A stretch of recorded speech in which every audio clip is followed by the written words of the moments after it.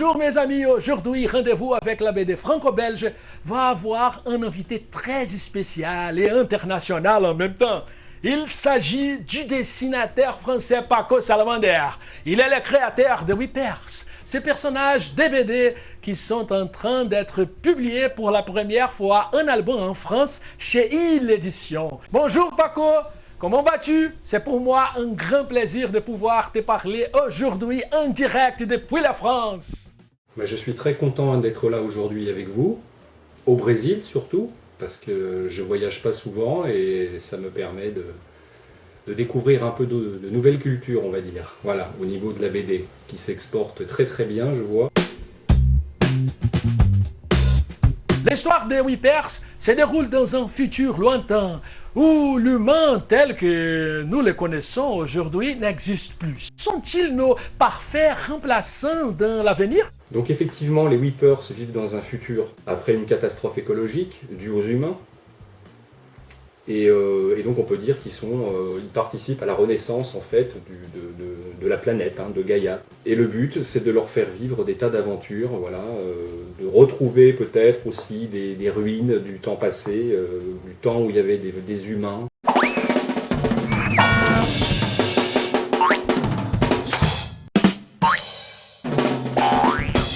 Peux-tu nous décrire le tempérament curieux de ces êtres? Alors le tempérament des Whippers, ils ont un peu le tempérament des humains. Voilà. Il y en a qui sont colériques, il y en a qui sont gentils, il y en a d'autres qui sont timides. Ils sont de toutes les couleurs, comme une certaine marque de bonbons que je ne citerai pas. Voilà, donc ils ont vraiment des sentiments humains, on va dire. Je leur ai prêté la voix aussi, donc pour les humaniser. Mais voilà, c'est un univers où toutes les créatures parlent. On est dans la bande dessinée, de toute façon, donc tout est autorisé. Il y en a qui sont violents aussi, parfois. Il y en a qui sont un petit peu pervers, mais voilà, comme des animaux. Ils sont vraiment nature, voilà. Ils sont bruts.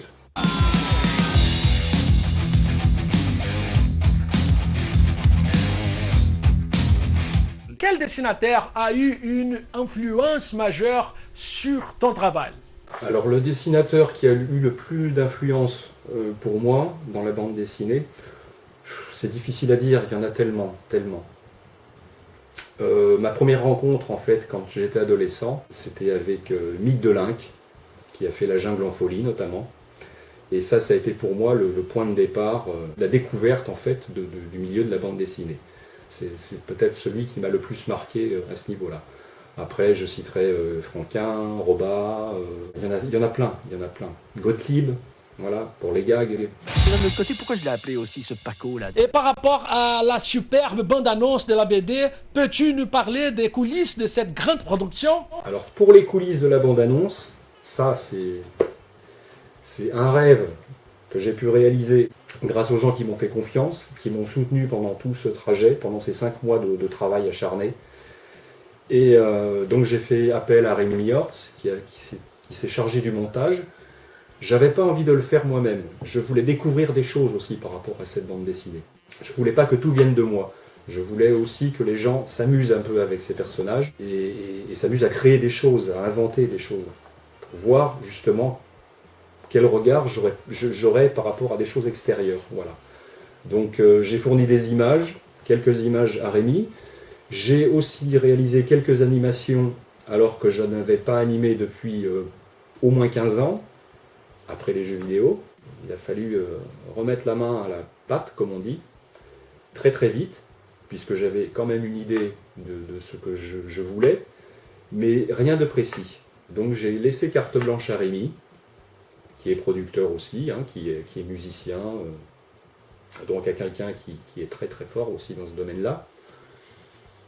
Et puis voilà, en quelques jours, on a pu monter le générique et je le trouve fabuleux. Voilà.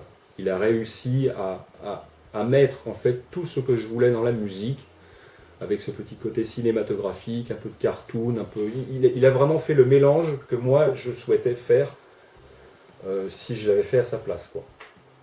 Donc pour ça, je le remercie énormément de m'avoir fait confiance et puis d'avoir réalisé un clip formidable, attachant, Et je pense qu'il donne envie d'aller plus loin pour la découverte des Weepers. Alors peut-être aussi qu'on aura un jour, si le temps lui permet, d'avoir la musique originale des Weepers. Voilà. Alors je remercie aussi forcément Pierre-Alain de Garrigues, qu'on appelle Page, ici en France. Ça, c'est une personne unique aussi, puisque c'est un comédien, hein, un acteur, et qui fait beaucoup de voix off. Voilà. Donc il travaille surtout pour des chaînes de télévision, dans la publicité, dans le cinéma, pour faire des doublages, justement. Il travaille avec sa voix. Je lui ai proposé de faire la voix de Whippy, d'inventer la voix de Whippy. Et puis on a travaillé sur un petit scénario pour le clip de présentation, voilà, sur le texte que je lui ai soumis. Et puis c'est formidable parce que Pierre-Alain, c'est la voix la plus connue en France. Les gens le connaissent par la publicité surtout. Mais voilà, ça m'a permis en fait de le faire découvrir aussi à ces gens-là, de mettre un visage sur la voix que les gens ne connaissent pas forcément. Voilà. Donc c'était aussi pour lui rendre cet hommage-là. Et donc il était très partant, il était très emballé par le projet, et donc ça donne quelque chose de formidable, quoi. Et pourquoi pas un dessin animé plus tard. On a le droit de rêver. Ils sont dotés de la... Oh. Pendant les Jeux Olympiques, je suis sorti dans les rues avec une reproduction de la couverture de ta BD. Qu'est-ce que tu penses de cette promenade des Weepers à Rio? Alors, quand j'ai vu effectivement pendant les Jeux Olympiques les premières photos que tu m'as envoyées avec l'affiche, quand tu te promenais dans les rues de Rio, j'étais bluffé. Parce que moi qui n'ai pas vraiment beaucoup voyagé, à part l'Espagne, l'Angleterre, je suis très peu sorti de France en fait depuis que je suis petit. Et pour moi, ça a été un accroche-cœur de voir les Weepers se promener à Rio, quoi. C'est un petit peu comme un rêve, un voyage comme ça, virtuel. Et ça m'a vraiment profondément touché quand tu m'as fait ça, quoi. Voilà. J'étais très, très, très, très, très content de voir les Weepers se promener à Rio, même si c'était à longue distance. Voilà. Et je t'en remercie beaucoup. Et qu'est-ce qu'on peut attendre des prochaines aventures des Weepers? Alors pour les prochaines aventures des Weepers, j'ai pas encore vraiment créé de scénario pour une histoire complète. Mais là on retombera sur un format plus classique, un 44 pages je pense, où ce sera surtout des gags, des strips, pareil, en une planche, deux, trois. Mais pas d'histoire complète pour le moment. Je préfère prendre le temps, puisqu'ils viennent de renaître, tout simplement. Cet album, il raconte plutôt ma vie à moi, personnelle, sur le plan personnel, que leur existence à eux. Donc je me donne ce temps-là pour avoir vraiment un bon scénario, pour une histoire complète, et je pense que ce sera peut-être pour le 3e numéro. Comme ça fait 30 ans que je n'ai pas fait de bande dessinée, il faut que je me réapproprie tous les codes aussi, que j'ai oubliés, puisque dans le jeu vidéo, c'est pas forcément les mêmes. Mais j'ai bon espoir, et puis je pense que voilà, on est parti pour aller très loin ensemble. Donc j'en suis ravi, ça me redonne vie, ça me redonne énormément d'espoir, et je remercie tous les gens qui m'ont accompagné pour ça. Et voilà, ce n'est que du bonheur. Donc, en avant, les Weepers, c'est parti. Merci d'avoir été avec nous, Paco. Je te souhaite beaucoup de succès dans ton travail et dans la BD. Merci PH, à bientôt et longue vie à tout j'avoue, surtout à ton site.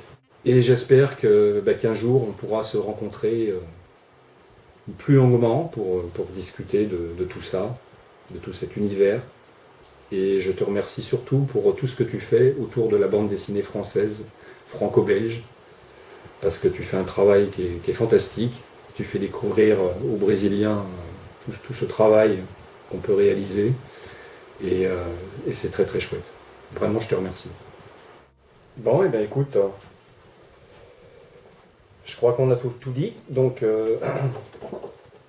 je vais remonter dans l'atelier et puis m'occuper du deuxième.